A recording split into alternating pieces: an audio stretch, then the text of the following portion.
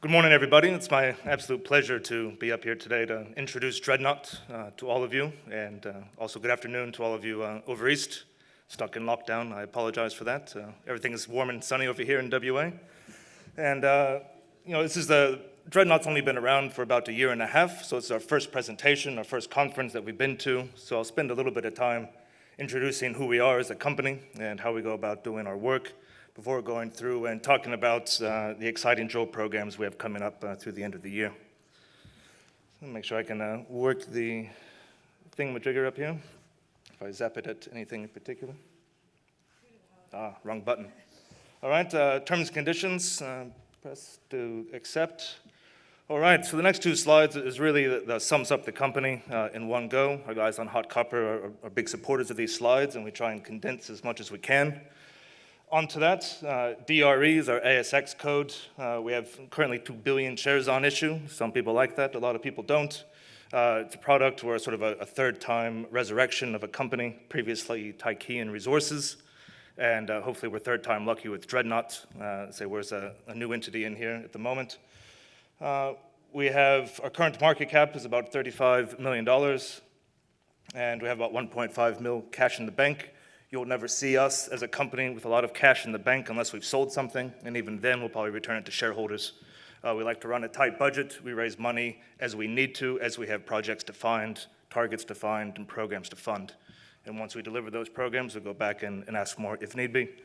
Hopefully we get to the point where we actually deliver a resource and start to capitalize and return that money to our shareholders and ourselves. Our board and management couldn't ask for anyone better. We have Paul Chapman, our fearless leader, as our chairman, founder of Encounter and Black Hat, who are here this program as well as Silver Lake in the past.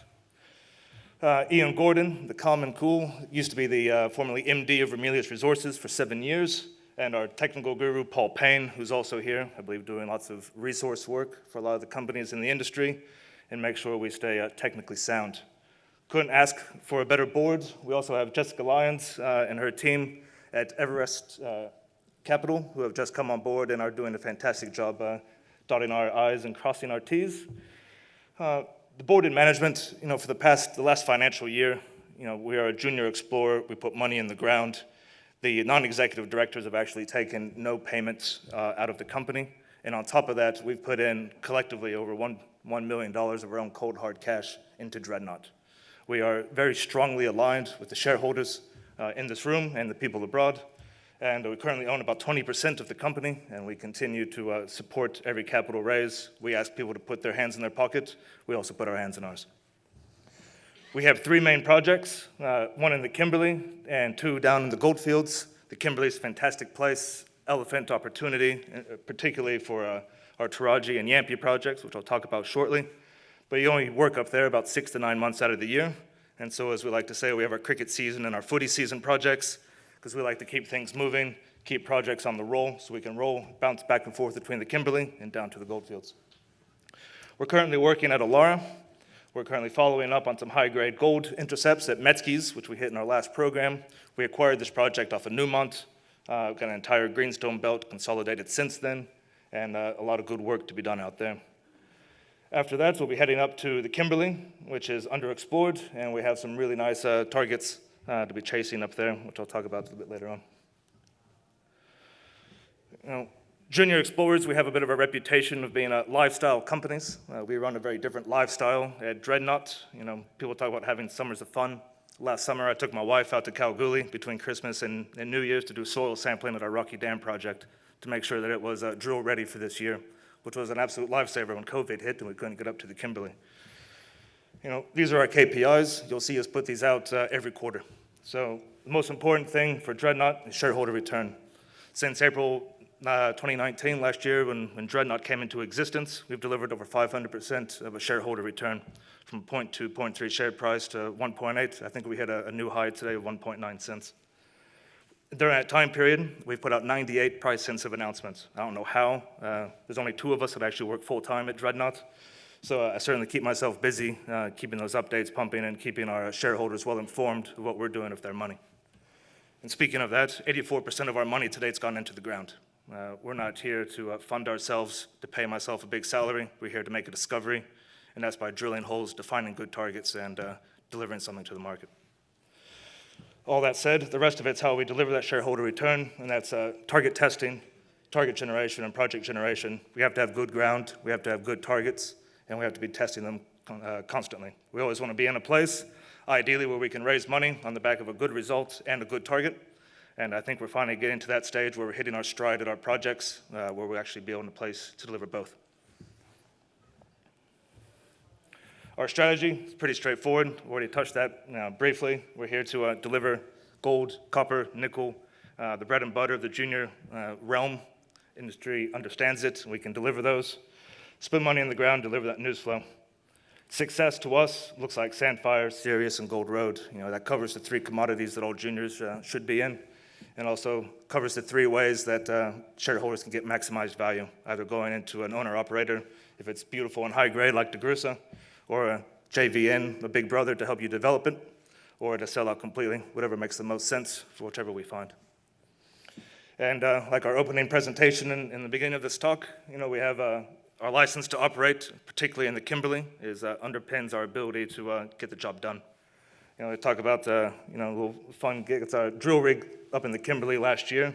No earthworks. That's a win-win situation. I love win-win. We don't need to mobilize a dozer up there. We don't need to knock over trees to get in there and drill the holes. And that's me with the Danby boys delivering our program, get them employed out there working with us. It really is the way forward, and we embrace that quite a bit for a junior company. So that's a bit of who we are. I'll go into some of the work programs that we have coming up, starting off with our Yilgarn gold projects, Illaara and Rocky Dam. Our Illaara Gold, VMS, and recently iron ore project, which we'll touch on towards the end. We initially acquired this from Newmont. It was held by iron ore explorers essentially since Bre-X, so there's been no gold exploration out here since the 1980s, 1990s. Drilled a bit for iron ore from 2008 to 2013, and Newmont came in and were kind enough to do some really nice first-pass exploration with their super fancy geochemistry, and were kind enough to provide that data to us when we acquired the project, which has helped us hone in on the big camp-scale target areas within that greenstone belt to start our target generation work. Active neighbors, we have Ramelius operating the Marta mine down here. RN recently took out Alt Resources and are planning to build a mill 20 to 30 k's away from our recent Metzke's drilling program. And Ora Banda Mining is about to get up and running again down here at Davyhurst, about 50, 60 k's away. Our other project, Rocky Dam, mentioned before, out the back of Kalgoorlie. We've done some work out there, hit some interesting gold, and we're currently reviewing that project and looking at the next steps. So our main target areas at the moment, if you followed us for a few months, our main areas can change quite rapidly. We recently tested some VMS targets, had 6 really nice EM conductors with outcropping gussions, hit massive sulfides in 5 of them, which was really exciting. Unfortunately, they were all barren. We're currently reviewing that, and so now we're focusing on the gold while we continue to do work out here. The Metzke's Find corridor is a 12-kilometer strike. It goes from Metzke's up to the recently defined Longmoors and Bald Hill. We have high-grade gold currently hit at Metzke's Find. Historically, it produced at 42 grams per ton. Historical drilling did not go very deep beneath that. A lot of it hit the historical workings, and we're currently drilling under that and testing the extents. Central Illaara corridor was a major Newmont concept of a felsic intrusive hosted gold body. We're currently doing target definition work over that to try and find the right spot to poke the hole. And our Lawrence's corridor down here in the south, another 10-kilometer strike, nice camp-scale anomaly. And the reason I bring this up, we're about to commence work on Lawrence's. And the Illaara Greenstone Belt is going to be the gift that keeps on giving for us. The consolidated Greenstone Belt, we have only commenced target generation work over about 25% of the prospective ground at Illaara. We've already getting high-grade gold out of Metzke's. There's some old high-grade workings down at Lawrence's as well, and we'll be moving our way down there over the next 6 to 12 months. And the iron ore, so before Newmont got in there, Portman and Cleveland Cliffs did a bit of iron ore work, found some nice high-grade iron ore. Compared to the rest of the areas, it's got really high-grade components and some low phos, which would be very beneficial to some of the nearby operators. And conveniently for us at the moment, it's off the main trend as the gold. So if we were to look on a deal on that, it wouldn't interfere with a lot of our planned work. Metzke's find, discovered in 1913 by Metzke's walking across from Mount Ida through the Southern Cross. He was encouraged to walk across a particular greenstone belt, which is now the Alara greenstone belt, and stumbled upon an outcropping vein 19 chains long, which is about 250 meters, and was pretty much getting gold out of there, running over an ounce per ton in this quartz vein. There's not much water in this area. It's always hampered exploration through the past and through to this day.